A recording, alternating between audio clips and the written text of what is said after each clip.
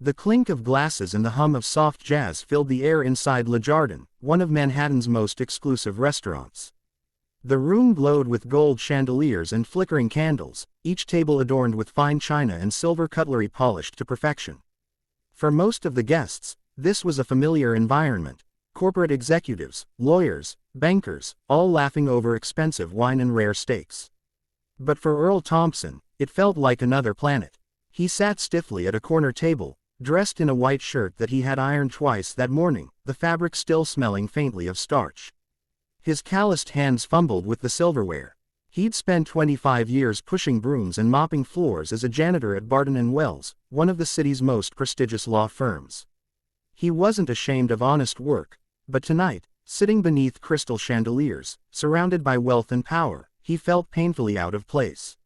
This wasn't his world. He kept glancing at the entrance, nervous about the blind date his coworkers had set him up on.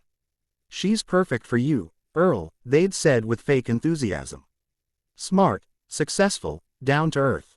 Earl had hesitated. He hadn't been on a date since his wife passed 10 years ago, but the young associates wouldn't take no for an answer. What Earl didn't know was that the date was never meant to be kind. The associates had cooked up the idea as a cruel prank: pair the 50-year-old janitor with someone completely out of his league, just to watch him flounder. They were already seated at the bar across the room, grinning into their glasses of whiskey, waiting for the show to begin. The woman they had chosen was Charlotte Green, a name that carried weight across Wall Street. At 38, Charlotte was the CEO of GreenTech, a Fortune 500 company. Known for her sharp wit, brilliant strategy, and commanding presence, she was one of the youngest female CEOs in the country. She had graced magazine covers and spoken at conferences attended by thousands. To the associates, the thought of setting her up with a janitor was hilarious. To Earl, it was terrifying. He wiped his palms on his trousers, his heart pounding. "She's not going to like me," he muttered under his breath. "What am I even doing here?" The maitre d', with perfect posture and a knowing smile, suddenly appeared at the table. "Mr. Thompson, your guest has arrived." Earl stood quickly, his chair nearly tipping over. And then he saw her. Charlotte walked in wearing a deep navy dress, her dark hair pulled back elegantly. Heads turned as she passed, her presence magnetic. Earl felt his throat tighten. This wasn't just any woman. This was someone who belonged to a world of private jets, shareholder meetings, and penthouse views. He forced a smile and extended his hand awkwardly. Charlotte, I'm Earl. You look wonderful." Charlotte's eyes softened. She could sense his nerves immediately. Instead of reacting with coldness or surprise, she smiled warmly and shook his hand. "Earl, right, it's nice to meet you." Relief washed over him, though his stomach still churned. He pulled out her chair clumsily, almost tripping on the table leg, which drew a chuckle from her. Not mocking, genuine amusement, like someone finding something endearing. As they settled in, the waiter poured water and left them to their menus. Silence stretched uncomfortably. Earl stared at the list of dishes, half of which he couldn't pronounce. Charlotte noticed his hesitation. "Do you come here often?" she asked gently, trying to start the conversation. Earl laughed nervously. "Ma'am, I've never been to a place like this. The fanciest I usually get is a burger joint near my building."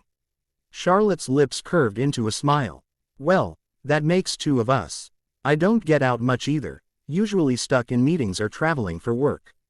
Tonight's a rare treat." That eased him a little. He lowered the menu, still unsure of what to order. "What do you recommend?" "I usually go for something simple," she said, then glanced up at him. "But enough about menus. Tell me about you, Earl. What do you do?" The dreaded question. Earl's face flushed. He rubbed the back of his neck. I'm a janitor. Been at Barton & Wells law firm for about 25 years now." Charlotte didn't flinch. She didn't laugh. She simply nodded and said, "That's a long time. You must be very dedicated." Earl blinked, surprised. He had expected judgment, maybe even pity. Instead, her tone carried genuine respect. Something inside him loosened, and words began to spill out. He told her about his late wife, Mary, who had been the love of his life until cancer took her too soon. He told her about his daughter, Jasmine, now 20, studying to be a nurse. She's my pride and joy, he said, his eyes glowing. Every mop I push, every floor I scrub, it's for her future. Charlotte listened intently, leaning in slightly. There was no trace of boredom or superiority in her expression. Instead, she asked thoughtful questions. What inspired her to choose nursing? How do you manage double shifts all these years? The longer they talked, the more Earl relaxed. He even cracked a joke about how he was the unofficial therapist at the law firm, always listening to stressed-out lawyers vent while he polished their offices. Charlotte laughed, genuinely amused. Meanwhile, across the room, the associates at the bar grew restless. This wasn't going according to plan. They had expected Charlotte to excuse herself within minutes, offended or disinterested. Instead, she seemed engaged, interested. One of them muttered, "What's she even seeing in him?" But Charlotte wasn't seeing anything yet. She was simply recognizing something most people missed. Beneath Earl's rough hands and modest clothes was a man of substance, a man who had carried burdens most of them could never understand. As dinner progressed, the conversation flowed more easily. Charlotte spoke about her childhood, how her parents had run a small hardware store in Ohio, how she learned the value of hard work by stocking shelves after school. "People think CEOs are born into money," she said softly. "But I know what it means to sweep floors too." Earl looked at her, astonished. "You," she smiled. "Me." For the first time all evening, Earl sat back in his chair, a little more comfortable. Maybe, just maybe, this wasn't a mistake after all. What neither of them knew was that the associates' cruel plan was about to reveal itself, and the moment would change both their lives forever. The restaurant's golden glow deepened as the evening stretched on. Earl found himself laughing more than he had in years, surprised at how natural it felt to speak with Charlotte. She wasn't what he imagined a CEO would be, aloof, distracted, impossible to reach. Instead, she was present, curious, and disarmingly kind. But across the room at the polished mahogany bar, the young associates from Barton and Wells grew impatient. Their joke wasn't playing out the way they had scripted. They had bet that Charlotte would excuse herself within 10 minutes, maybe with a polite smile, maybe with a cutting remark. Instead, an hour had passed, and she seemed genuinely interested. "Unbelievable," one muttered into his glass of scotch. "She's really talking to him," another scoffed. What could they even have in common? The third smirked. "Relax, I'll speed things up." With an air of smug confidence, Jeremy Clark, one of the more arrogant associates, strutted toward the table. He leaned on the chair next to Charlotte, smiling too widely. Well, Ms. Green," he said loudly enough for half the restaurant to hear. "Didn't expect to see you here. Enjoying your evening?" Charlotte blinked in mild surprise, but her smile stayed polite. "Jeremy, isn't it? From Barton and Wells." Jeremy's grin widened as his eyes flicked toward Earl. "That's right. And I see you've met our janitor." The words dropped like stones. Earl froze, his fork clattering against his plate. A wave of heat rushed up his neck. He glanced at Charlotte, then down at his lap, shame flooding every part of him. His first instinct was escape. Get up, apologize, disappear before he humiliated himself further. I'm sorry, ma'am," he stammered, fumbling for his jacket. They must have set this up as a joke. I'll just get out of your way." But before he could stand, Charlotte placed her hand firmly on his arm. Her voice was calm, but her eyes blazed. "Sit down, Earl." Earl hesitated. Charlotte turned to Jeremy, her tone sharpening like glass. "Yes, I have met Earl, and in the last hour, I've learned more about dedication, resilience, and honor from him than I've ever heard from any junior associate in your firm." The nearby tables went quiet. Forks paused mid-air. Even the waiter froze, sensing the shift in the air. Jeremy faltered, clearly not expecting resistance. He chuckled awkwardly. "Oh, come on. We were just what?" Charlotte cut in, her voice carrying across the restaurant. "Trying to humiliate a man who has more character in his little finger than most of you will ever earn in a lifetime." Jeremy's smirk dissolved. His face flushed crimson, but Charlotte wasn't finished. "Do you know what Earl told me?"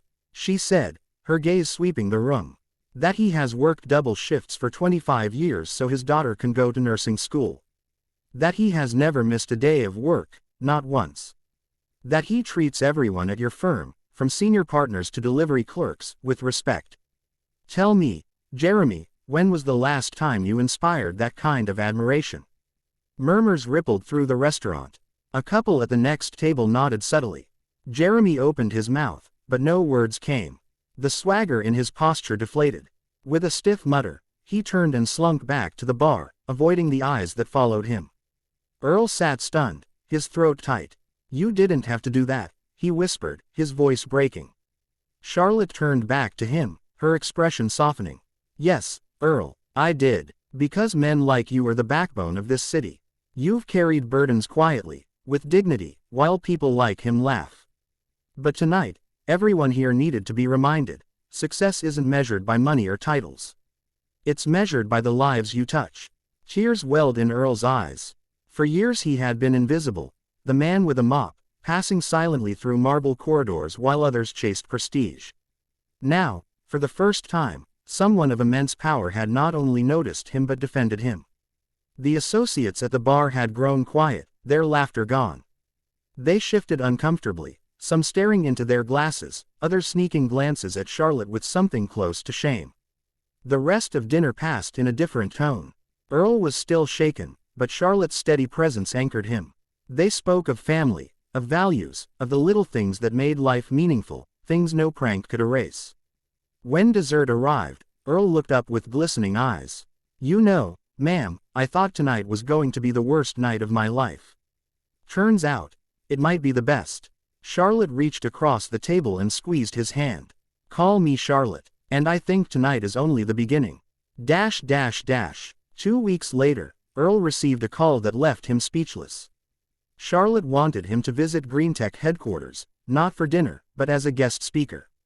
When he arrived, wearing his best suit, the same one from the restaurant, carefully pressed again, he found himself standing before an audience of executives, engineers, and interns. His daughter Jasmine sat proudly in the front row, beaming. Charlotte introduced him herself. Ladies and gentlemen, we spend so much time chasing profits and innovation that we forget what truly sustains us. I want you to hear from a man who embodies perseverance, humility, and sacrifice.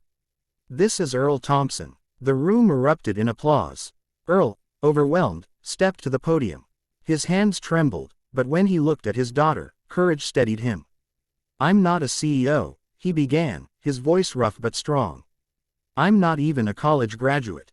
I'm just a janitor. But I've learned something in 25 years. You don't need a title to live with pride. Every floor I cleaned, I thought of my daughter's future. Every night shift I worked, I told myself, keep going, it's worth it. And now, seeing her in nursing school, I know it was. Silence hung in the room, heavy with emotion. Several people wiped tears from their eyes. Even the most hardened executives leaned forward, captivated. When he finished, Charlotte led the standing ovation. Jasmine rushed to hug him, her own tears flowing. That night, as they left the building, Earl turned to Charlotte. I still don't understand why you stood up for me that night. Charlotte smiled gently. Because dignity can't be mocked, Earl. And because people like you remind me why I do what I do. Power means nothing if it can't be used to lift others. The prank that began as cruel entertainment had backfired spectacularly. Instead of humiliation, it had brought recognition. Instead of laughter at his expense, it had inspired respect. And as Earl walked into the night with his daughter's arm linked through his, he realized something. Sometimes life sets you up for failure, only to reveal a greater victory.